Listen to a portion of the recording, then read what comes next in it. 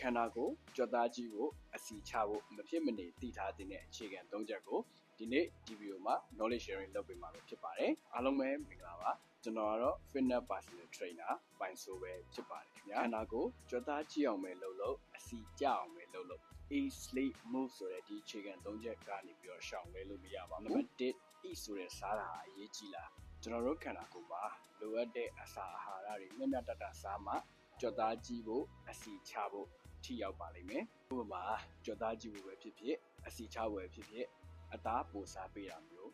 အစေးစံအတီးရွက်တွေကလည်းတထောင်တနေရာနေပြီးတော့ကြွက်သားကြီးကိုအစီချဖို့ကျန်းမာရေးကောင်းမှုတွေပါအထောက်အကူပြုပေးပါတယ် sleep ဆိုတဲ့အချိန်ကအရေးကြီးသလား yes အရေးကြီးပါတယ်အေးရေးပြက်လို့ပိန်သွားတဲ့လူတွေရှိသလိုအေးရေးပြက်လို့ဝလာတဲ့လူတွေလည်းရှိပါတယ်အဲ့ချိန်ကဘာနဲ့တူလဲဆိုရင်ကျွန်တော်တို့ခန္ဓာကိုယ်ကို engine set တစ်ခုလို့သတ်မှတ်လိုက်ပါ engine set တွေမယမနာအချိန်ကြာအသုံးပြုလို့ရှိရင်ပျက်စီးရတယ်လို့ပဲကျွန်တော်တို့ခန္ဓာကိုယ်ကလည်းမယမနာအသုံးပြုမယ်ဆိုရင်ပျက်စီးလွယ်ပါတယ် muscle ပဲတင်အစီပဲချပို့ပြီးတော့ထိရောက်ချင်တယ်ဆိုရင်စောအိပ်ပေးဖို့လိုအပ်ပါတယ် move ဆိုတဲ့တနေ့တာလှုပ်ရှားမှုကအရေးကြီးသလားလှုပ်ရှားမှုနည်းတဲ့လူတွေမှာအဖြစ်များလေရှိတဲ့ဒူးနာတာခြေချေဝတ်နာတာခါးနာတာဇက်ကြောတက်တာစသဖြင့်ခန္ဓာကိုယ်အတွက်များစွာထိခိုက်စေနိုင်ပါတယ်အကယ်၍လေ့ကျင့်ခန်းလုပ်ဖို့အချိန်မရှိဘူးဆိုရင်တော့မှတနေ့ကို25မိနစ်30လောက်လမ်းလျှောက်တာမျိုးလုပ်ပေးတင်ပါတယ်အပြင်ကိုထွက်ပြီးတော့လမ်းလည်းမလျှောက်ချင်ဘူးအိမ်ထဲမှာပဲလေ့ကျင့်ခန်းလုပ်ချင်တယ်ဆိုရင်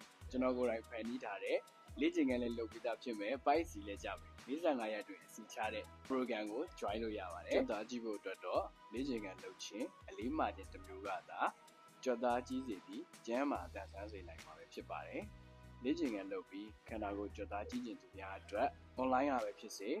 one on one coaching ပဲဖြစ်စေကျွန်တော်နဲ့အနီးကပ် personal training service ရယူနိုင်ဒီလောက်ဆိုရင်ကျွန်တော် body transformation ရဲ့အခြေခံ၃ခုကိုသိလောက်ပြီးထင်ပါတယ်နောက်ဗီဒီယိုမှာခြေပွားပြားနေလားမပြားဘူးလားဘယ်လိုစစ်ဆေးရမယ်ဆိုတာကို